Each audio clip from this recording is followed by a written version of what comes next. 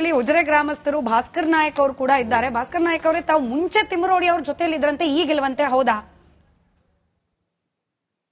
ನಾನು ಸುಮಾರು 20 ವರ್ಷ ಇದ್ದೆ ಮೇಡಮ್. ಈಗ ಈ ಘಟನೆಯ ನಂತರ 2012ರಲ್ಲಿ ಸೌಜನ್ಯ ಘಟನೆ ಆಯಿತು. 2013ರಲ್ಲಿ ಆ ಬಗ್ಗೆ ಒಂದು ಬೆಳ್ತಂಗಡಿಯಲ್ಲಿ ದೊಡ್ಡ ಮಟ್ಟದ ಪ್ರತಿಭಟನಾ ಸಭೆ ನಡೆಸಿದ್ರು. ಅದರ ಸಭೆ ನಡೆಯುವ ಹಿಂದಿನ ದಿನ ಸಂಜೆ ಸುಮಾರು 6 ಗಂಟೆ ಹೊತ್ತಿಗೆ ಆ ಮೃತ ಸೌಜನ್ಯಳ ತಾಯಿ, ತಂದೆ ಮತ್ತು ಮಾವರನ್ನು ತಿಮ್ಮರೋಡಿ ಮನೆಗೆ ಕರೆಸಲಾಯಿತು. ಅವರಿಗೆ ಸಭೆಯಲ್ಲಿ ಯಾವ ಕೂಗಾಡ್ಬೇಕೆಂಬ ಒಂದು ವ್ಯವಸ್ಥಿತವಾದ ಟ್ರೈನಿಂಗ್ ಅನ್ನು ಅಲ್ಲಿ ಕೊಡಲಾಯಿತು. ಅವತ್ತೇ ನಾನು ಹೇಳಿದ್ದೆ, ಈ ಹೆಂಗಸನ್ನು ನಂಬಲಿಕ್ಕೆ ಸಾಧ್ಯ ಇಲ್ಲ ಅಂತ. ಮರುದಿವಸ ಆ ಸಭೆಯಲ್ಲಿ ಅದೇ ರೀತಿ ಅವರು ವ್ಯಾಖ್ಯೆ ಮಾಡಿದ್ರು. ಕಳೆದ 13 ವರ್ಷಗಳಿಂದ ಕೂಡ ಅದನ್ನೇ ನೋಡ್ತಾ ಇದ್ದೇನೆ. ಇದೇ ನಾಟಕ ಮುಂದುವರಿತಿದೆ. ಇದರಿಂದ ನನಗೆ ಸ್ಪಷ್ಟ ಆಯಿತು, ಇದರಲ್ಲಿ ಇವರು ಯಾರ ಹೆಸರನ್ನೆಲ್ಲ ಹೇಳ್ತಿದ್ದಾರೋ ಇದೆಲ್ಲ ಬೋಗಸ್, ಇದೊಂದು ಸೃಷ್ಟಿಸಿದ ಕತೆ, ಇದು ಹಣ ಮಾಡುವ ದಂಧೆ ಅಂತ ನನಗೆ ಖಾತ್ರಿಯಾಗಿದೆ ಮೇಡಮ್. ನೀವು ಬಹಳ ಗಂಭೀರವಾದ ಆರೋಪ ಮಾಡ್ತಿದ್ದೀರಿ ಸರ್. ನಾಳೆ ದಿನ ಜನ ಕೇಳ್ತಾರ, ಅದ್ ಹೆಂಗ್ ಆರೋಪ ಮಾಡಿದ್ರಿ ಅಂತ ಹೇಳಿ. ಮಾಡ್ತಿದಾರಲ್ಲ, ದಿಕ್ಕು ತಪ್ಪಿಸೋಕೋಸ್ಕರ ತಿಮ್ಮರೋಡಿ ದುಡ್ಡು ಮಾಡೋದಕ್ಕೋಸ್ಕರ ಮಾಡಿದ್ದಾರೆ ಅಂತ ಹೇಳಿ ಈ ಆರೋಪ ಮಾಡ್ತಿದ್ದು ಕೇವಲ ಭಾಸ್ಕರ್ ಅವರಲ್ಲ, ನಿಮ್ ಜೊತೆ ಇದಾರಲ್ಲ ಭಟ್ರು, ಅಲ್ಲಿ ಕೂತಿದಾರಲ್ಲ ಆ ಭಟ್ಟವರು ಕೂಡ ಯಾಕೆ ಅವತ್ತು ಆಚೆ ಕಡೆಗೆ ಬಂದು ಅವ್ರನ್ನ ವಿರೋಧಿಸಿ ಅಂತ ಹೇಳಿದ್ರೆ, ಅವತ್ತು ಡಬ್ಬಗಳನ್ನಿಟ್ಟಿದ್ರು. ಆ ಡಬ್ಬದಲ್ಲಿ ಸುಮಾರು 25 ಲಕ್ಷ ಹಣ ಬಿದ್ದಿತ್ತು. ಅದರ ಲೆಕ್ಕ ಕೇಳಿದ್ರು ಈ ಭಟ್ಟವರು ಲೆಕ್ಕ ಕೇಳಿದ್ರು, ಲೆಕ್ಕ ಕೊಡ್ಲಿಲ್ಲ, ಭಟ್ಟವ್ರನ್ನ ಆಚೆ ಓಡಿಸಿದ್ರು. ಇದು ನಿಜನೇ? ಒಂದ್ ನಿಮಿಷ ಕೇಳಿಸ್ಕೊಳ್ಳಿ. ಈಗ ನಮಗೆ ಯಾವ್ಯಾವ ಹುಂಡಿಗೆ ಎಷ್ಟೆಷ್ಟು ದುಡ್ಡು ಬಿತ್ತು, ಈಗೆಲ್ಲ ಈ ಕ್ಯಾಂಪೇನ್ ನಡೆಸ್ತಾ ಇರೋರಿಗೆ ಯಾರ್ಯಾರಿಗೆ ಎಷ್ಟು ಹಣ ಬಂದಿದೆ ಅನ್ನೋದು SIT ತನಿಖೆ ಮಾಡಲಿ, ಅವ್ರು ಹೊರಗಡೆ ಬರಲಿ, ಯಾರ್ಯಾರು ಬಂಡವಾಳ ಏನು ಅಂತ ಗೊತ್ತಾಗುತ್ತೆ. ಓಕೆ, ಆ ವಿಷಯ ಬಿಟ್ಬಿಡೋಣ. ಅದೇ ವಿಷಯ ಅದು ಮೇನ್ ಅಲ್ಲರೇ, ಕೇಳಿಸ್ಕೊಳ್ರಿ. ಜನ ಹೆಣ್ಣು ಮಕ್ಕಳು ಸತ್ತಿದ್ದಾರೆ, ಅದು ಮುಖ್ಯವಾದ ವಿಚಾರ. ಅವ್ರಿಗೆ ನ್ಯಾಯ ಸಿಗಬೇಕು ಅನ್ನೋದು ಮುಖ್ಯವಾದ ವಿಚಾರ. ನಿಮ್ಮ ಯಾರ್ಯಾರ ಹುಂಡಿಗೆ ಎಷ್ಟು ದುಡ್ಡು ಬಿತ್ತು ಅನ್ನೋದೆಲ್ಲ ಮುಖ್ಯವಾದ ವಿಚಾರ. ನಾವು ನಾಗರಿಕರಾಗಿ ಒಂದು ನಾಗರಿಕ ಸಮಾಜದಲ್ಲಿ ಒಂದು ಕಾನೂನು ಆಡಳಿತ, ಒಂದು ಕಾನೂನು ಆಡಳಿತ ಇರಬೇಕಾಗಿರ್ತಕ್ಕಂಥ ಒಂದು ಸರ್ಕಾರದ ಅಡಿಯಲ್ಲಿ ಒಂದು ಪ್ರಜಾಪ್ರಭುತ್ವ ವ್ಯವಸ್ಥೆಯಲ್ಲಿ ಬದುಕ್ತಾ ಇರೋರು ನಾವು. ನಮಗೆ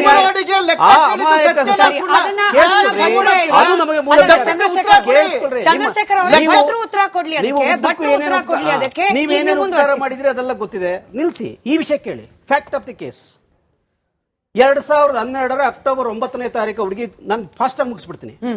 2012ರ ಅಕ್ಟೋಬರ್ 9ನೇ ತಾರೀಕು ಸೌಜನ್ಯ ಎಂಬ ಹೆಣ್ಣುಮಗಳು ನಾಪತ್ತೆ ಆದ್ಲು.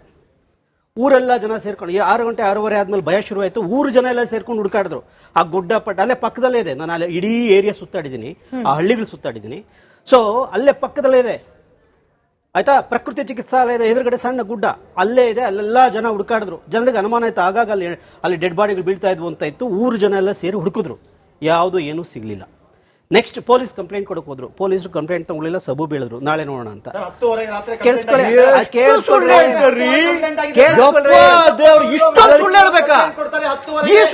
ಕಂಪ್ಲೇಂಟ್ ರಿಜಿಸ್ಟರ್ ಆಗುತ್ತೆ. ಅವ್ರಿಗೆ ಪೊಲೀಸ್ ಸ್ಟೇಷನ್ಗೆ ಎಷ್ಟೊತ್ತು ಹೋದ್ರು? ಇನ್ಸ್ಪೆಕ್ಟರ್ ಅವತ್ತಿನ ದಿನ ರಾತ್ರಿ ಬಂದಿದ್ದಾರೆ. ನಾನು ಹೇಳ್ತೀನಿ, ಅವತ್ತು ರಾತ್ರಿ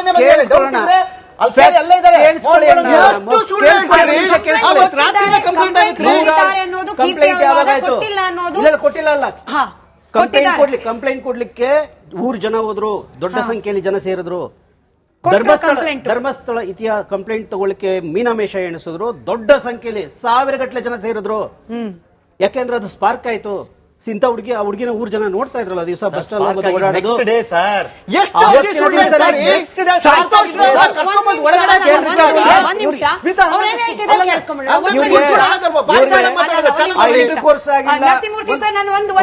ಚಿಕ್ಕ ಮನವಿ, ಸೌಜನ್ಯ ಪ್ರಕರಣವನ್ನು ಒಳಗೊಂಡಂತೆ ಧರ್ಮಸ್ಥಳದ ವಿಚಾರವನ್ನ ನಾವು ಇನ್ ಡೀಟೇಲ್ ಆಗಿ 100 ಡಿಬೇಟ್ ಮಾಡ್ಬಿಡ್ತೀವಿ. ಹಾಗಾಗಿ ಕ್ವಿಕ್ ಪಾಯಿಂಟ್ ಸತ್ಯ ಹೊರಗಡೆ ಬರುತ್ತೆ ಅನ್ನೋ ನೋವಾ ಇವ್ರಿಗೆ?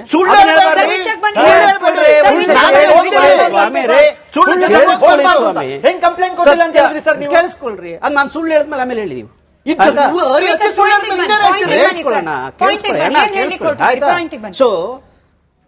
ಆಯ್ತಾ, ಬಹಳ ಒತ್ತಡದ ಮೇಲೆ 1000 ಜನ ಸೇರಿ ಗದ್ದಲ ಆಗುವ ಸಂದರ್ಭದಲ್ಲಿ ಒಂದು ಕಂಪ್ಲೇಂಟ್ ರಿಸೀವ್ ಮಾಡಿದ್ರು.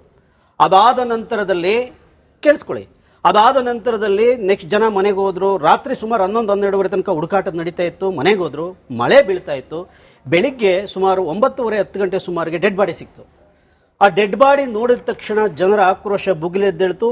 ಜನ ಬೀದಿಗಿಳಿದ್ರು, ಗಲಾಟೆ ಮಾಡಿದ್ರು, ಲಾಠಿ ಚಾರ್ಜ್ ಆಯ್ತು 2 ಕಡೆಗೆ. ಒಂದು ಧರ್ಮಸ್ಥಳದ ಔಟ್ ಪೋಸ್ಟ್ ಇತ್ತು, ಧರ್ಮಸ್ಥಳದಲ್ಲಿ ಮತ್ತೆ ಬೆಳ್ತಂಗಡಿ ಪೊಲೀಸ್ ಸ್ಟೇಷನ್ ಮುಂದೆ ಸರಿ 1000 ಸಂಖ್ಯೆಯಲ್ಲಿ ಜನ ಸೇರಿದ್ರು. ಇದು 10ನೇ ತಾರೀಕು. 10ನೇ ತಾರೀಕು ಆಯ್ತು. ಇದೆಲ್ಲ ಆದ್ಮೇಲೆ ಈಗ ಇಷ್ಟು ಆಕ್ರೋಶ ಬಂದ ಮೇಲೆ ಬಲಿಕಾ ಬಕ್ರಾ ಬೇಕಾಗಿತ್ತು.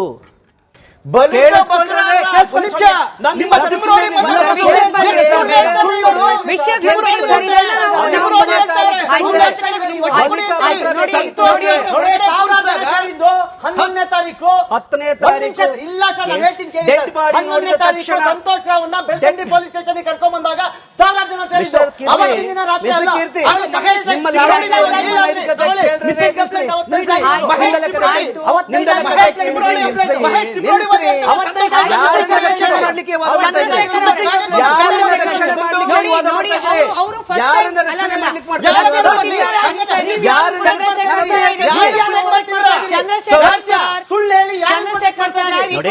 ಅವರ ನಿಮಿಷ ರೀ. ನರಸಿಂಹಮೂರ್ತಿ ಸರ್, ಎಲ್ಲಾ ವಿಚಾರ ಚರ್ಚೆ ಬನ್ನಿ.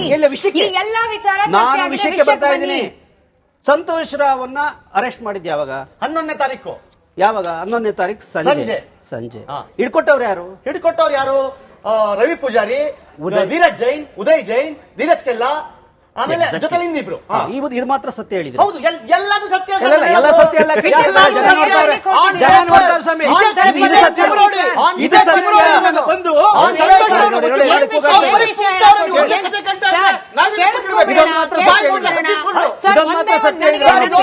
ಹೇಳಿರೋದೆಲ್ಲ ಸತ್ಯನೇ. ತನಕ ಹೇಳಿದ್ದೆಲ್ಲ ಸುಳ್ಳು. ನಾನು FIR ಕಾಪಿ ಕೊಡ್ತಾ ಇದ್ದೀನಿ. ಜನ ಎಲ್ಲಾ ವಿಚಾರಗಳನ್ನ ಗಮನಿಸಿದ್ದಾರೆ, ಕೇಳಿದ್ದಾರೆ. ಹಾಗಾಗಿ ಅವ್ರು ಸುಳ್ಳು ಹೇಳಿದ್ರು ಕೂಡ ಜನ ಗೊತ್ತಾಗುತ್ತೆ. ಹಂಗಾಗಿ ವಿಷಯ ಇದೆಲ್ಲ ಚರ್ಚೆ ಆಗಿದೆ. ಪಾಯಿಂಟ್ ಏನು ಅದಷ್ಟೇ. 11ನೇ ತಾರೀಕು ಆ ಮನುಷ್ಯ ಅಲ್ಲಿ ಏನು ಮೆಟ್ಟಲ ಮೇಲೆ, ಬಾಹುಬಲಿ ಬೆಟ್ಟದ ಮೆಟ್ಟಲ ಮೇಲೆ ಕೂತಿದ್ದ ಅಂತ ಹೇಳಿ ಅವನ್ನ ಹಿಡ್ಕೊಂಡು ಬಂದ್ರು. ಹಿಡ್ಕೊಂಡು ಬಂದವರಲ್ಲಿ 3 ಜನ ಆರೋಪಿತರು. ಯಾರು? 1 ವರ್ಷ ಆದ್ಮೇಲೆ ಆರೋಪಿಗಳಾದವ್ರ ನೀವು ಹೇಳ್ತಾ ಇರೋದು. ಸರಿ, 1 ವರ್ಷ ಆದ್ಮೇಲೆ ಆರೋಪಿಗಳಾಗ್ಬಾರ್ದ? ಸರ್,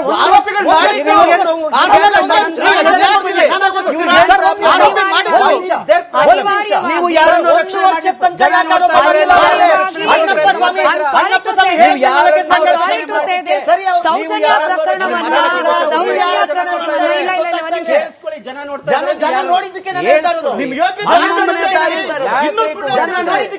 ಸುಳ್ಳು ತಗೊಂಡಿಲ್ಲ ಅಂದ್ರೆ FIR ಕಾಪಿ ತೋರಿಸ್ತಾ ಇದ್ದೀನಿ. ಅಂದ್ರೆ ನಿಮ್ಮ ಪ್ರಕಾರ ಏನು ಸರ್? ಅವ್ರು ಮಾಡಿರೋ ತಪ್ಪನ್ನ ಬಚಾವ್ ಮಾಡ್ಕೊಳ್ಳಿಕ್ಕೋಸ್ಕರ ಯಾರೋ ಒಬ್ಬನ್ ಕರ್ಕೊಂಬಂದ್ ಕೂರ್ಸ್ಬಿಟ್ರು ಈ 3 ಜನ ಅನ್ನದ.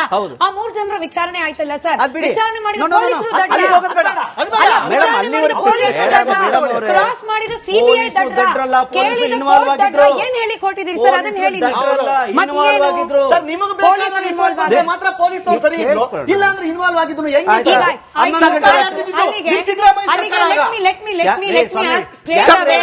ಈ ಪ್ರಶ್ನೆ ನೀವು